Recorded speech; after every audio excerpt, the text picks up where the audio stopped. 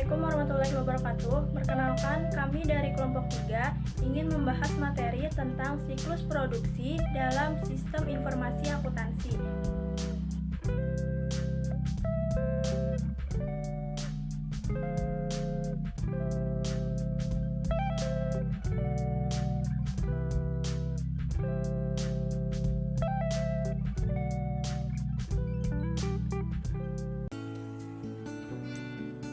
Produksi adalah kegiatan ekonomi yang menghasilkan suatu barang atau jasa. Biasanya ini dilakukan dalam rangka menambah nilai kegunaan atau manfaat suatu barang dan jasa. Siklus produksi adalah rangkaian aktivitas bisnis dan operasi pemrosesan data terkait yang terus terjadi yang berkaitan dengan pembuatan produk.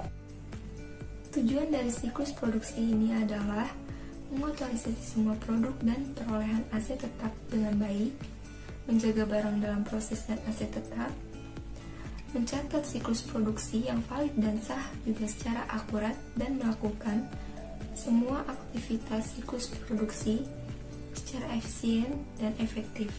Ada 4 aktivitas dasar siklus produksi. Pertama, perancangan produk, perencanaan produk, operasi produksi, dan akuntansi biaya. Yang pertama ada perancangan produk. Tujuan aktivitas ini yaitu untuk merancang sebuah produk yang memenuhi permintaan dalam hal kualitas, ketahanan, fungsi, dan secara simultan meminimalkan biaya produksi. Aktivitas perancangan produksi menciptakan 2 dokumen utama, yaitu dokumen bahan baku dan dokumen operasi. Perencanaan produk. Tujuan dari aktivitas ini adalah mengembangkan rencana produksi yang cukup efisien untuk memenuhi pesanan yang ada dan mengantisipasi permintaan jangka pendek tanpa menimbulkan kelebihan persediaan barang jadi. Ada 2 metode yang biasa digunakan dari perencanaan produksi. Yang pertama, perencanaan sumber daya produksi, dan yang kedua, sistem produksi just in time.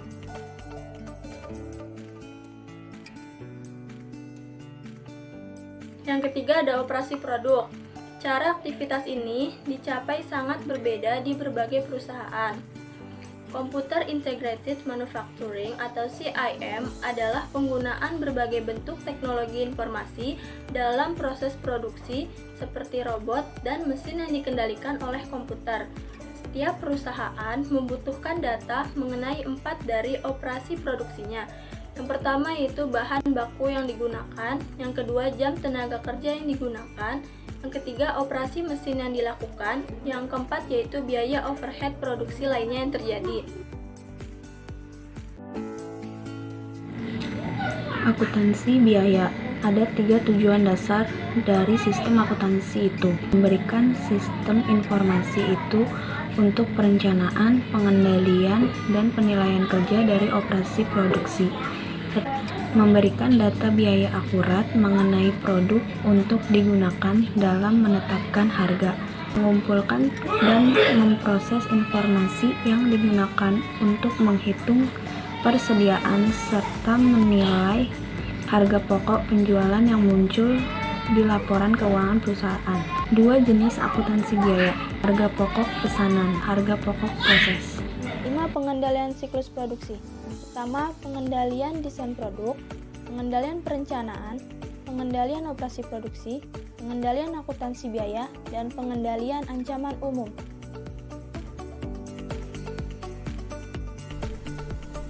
Pengendalian desain produk. Desain produk yang dibuat tanpa menggunakan perencanaan yang matang dapat mendatangkan kerugian bagi perusahaan.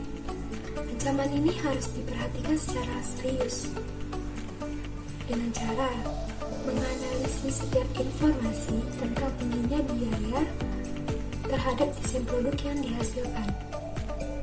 Meskipun menggunakan bahan khusus dalam desain produk dan apabila mengalami kegagalan, maka dapat diperbaiki dengan data yang akurat melalui jaminan biaya dan perbaikan. Selanjutnya ada pengendalian perencanaan. Ancaman yang biasanya muncul pada perencanaan siklus produksi adalah kelebihan produksi atau kekurangan produksi. Kelebihan produksi dapat berakibat pada tingginya biaya penyimpanan. Untuk mengatasi ancaman tersebut adalah perusahaan melakukan perencanaan produk yang lebih baik lagi dan tepat sesuai dengan evaluasi yang berulang-ulang terhadap analisis daya beli pasar.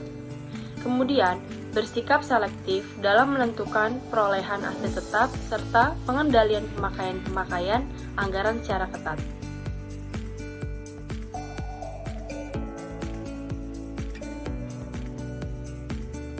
Selanjutnya ada pengendalian operasi produksi.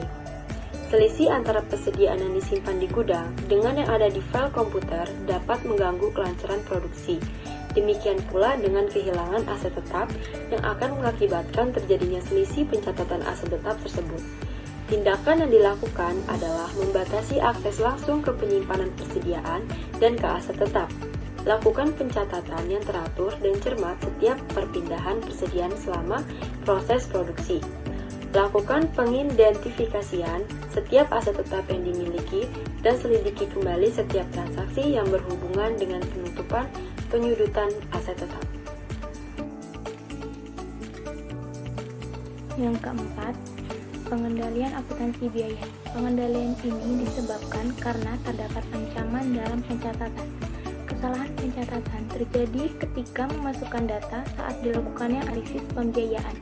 Prosedur pengendalian yang dilakukan yaitu dengan cara entry data yang akurat dengan mengotomatiskan pengumpulan data atau melalui terminal online.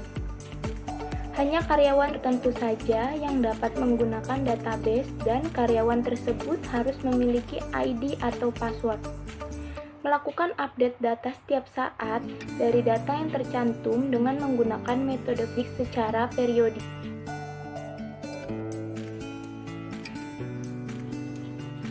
Pengendalian ancaman umum. Pengendalian terhadap ancaman umum dalam siklus produksi ditimbulkan oleh kehilangan data dan kinerja yang tidak baik. Penyebabnya bisa dari kelalaian pegawai atau bisa juga karena sistem jaringan yang rusak. Untuk mengatasinya, siapkan file data cadangan setiap selesai mengupdate data. Misalnya, data produksi yang dalam pekerjaan atau file persediaan. Siapkan salinan data dan simpan pada tempat yang aman. Batasi akses ke data biaya supaya tidak mudah diubah oleh pihak yang tidak berkepentingan. Kegiatan produksi harus diawasi dengan ketat untuk mengurangi penyimpangan dari standar yang ditetapkan. Sistem informasi akuntansi memiliki peran untuk mengendalikan kinerja ini dengan memberikan informasi kinerja produksi. Flowchart siklus produksi. Berdasarkan flowchart tersebut, diasumsikan bahwa nomor 1 merupakan simbol start, nomor 2 merupakan bagian gudang, nomor 3 bagian produksi, nomor 4 bagian akuntansi, dan nomor 5 bagian manajer.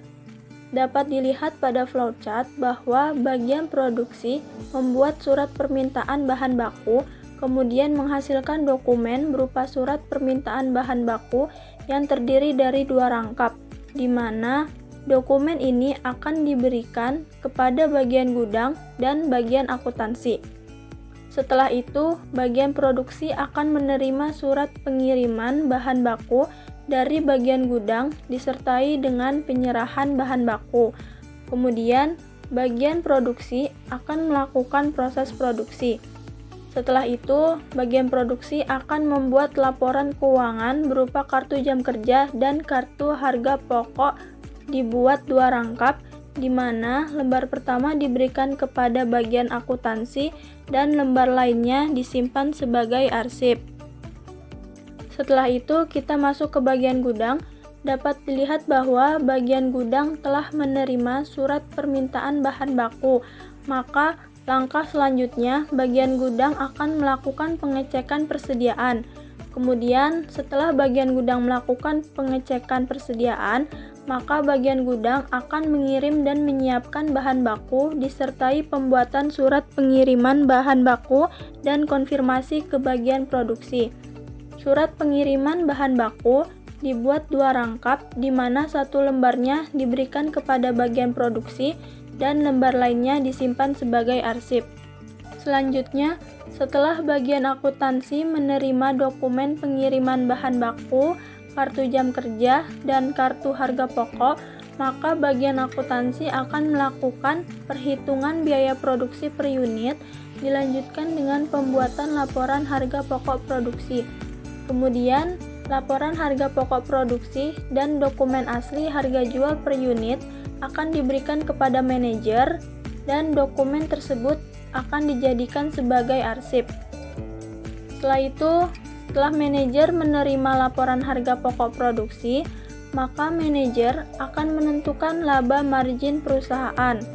Kemudian, manajer akan membuat harga jual barang per unit dan pada akhirnya menghasilkan dokumen harga jual per unit yang dibuat 3 rangkap, di mana 2 salinannya disimpan oleh manajer sebagai arsip dan salinan lainnya diberikan kepada bagian akuntansi. Dan setelah itu, siklus produksi diakhiri dengan simbol N.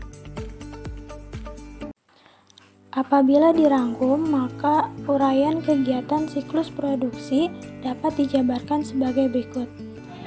Flowchart siklus produksi bagian produksi. Yang pertama, membuat surat permintaan bahan baku. Rangkap 2, lembar 1 dikirim ke bagian gudang dan lembar 2 disimpan sebagai arsip.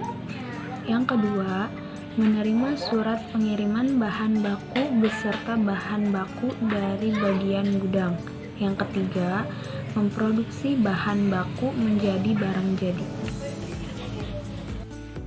Flowchart siklus produksi bagian gudang. Yang pertama, menerima surat permintaan bahan baku dari bagian produksi. Yang kedua, melakukan pengecekan persediaan.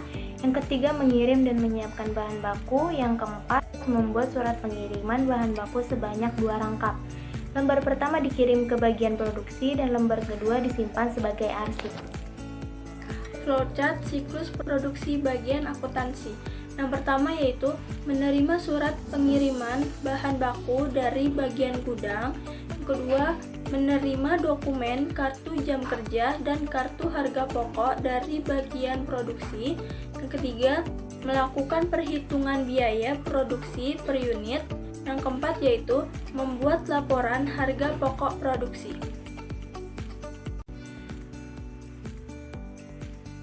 Flowchart siklus produksi bagian manajer. Yang pertama ada menerima laporan harga pokok produksi dari bagian akuntansi. Yang kedua, menentukan laba margin perusahaan. Yang ketiga, menentukan harga jual produk. Dokumen-dokumen yang digunakan dalam siklus produksi. Yang pertama ada surat permintaan bahan baku. Surat permintaan bahan baku merupakan dokumen yang dibuat terkait adanya permintaan bahan baku guna dapat melakukan proses produksi. Dokumen ini merupakan dokumen yang dibuat oleh bagian produksi dan ditujukan kepada bagian gudang. Yang kedua ada surat pengiriman bahan baku. Surat pengiriman bahan baku merupakan dokumen yang dibuat terkait adanya pengiriman bahan baku yang dilakukan oleh bagian gudang kepada bagian produksi. Yang ketiga ada kartu jam kerja. Kartu jam kerja merupakan dokumen yang digunakan untuk mencatat waktu yang digunakan tenaga kerja langsung dalam proses produksi. Yang keempat yaitu ada kartu harga pokok. Kartu harga pokok merupakan dokumen yang digunakan untuk mengumpulkan biaya produksi setiap produk. Yang kelima ada laporan harga pokok produksi. Laporan harga pokok produksi merupakan dokumen yang berisi laporan aktivitas suatu departemen produksi dalam satu periode tertentu. Yang selanjutnya adalah dokumen harga jual per unit. Dokumen ini merupakan dokumen yang dibuat oleh bagian manajer terkait penentuan harga jual per unit dari produk tersebut. Sekian dari kelompok kami, kurang lebihnya mohon maaf. Wassalamualaikum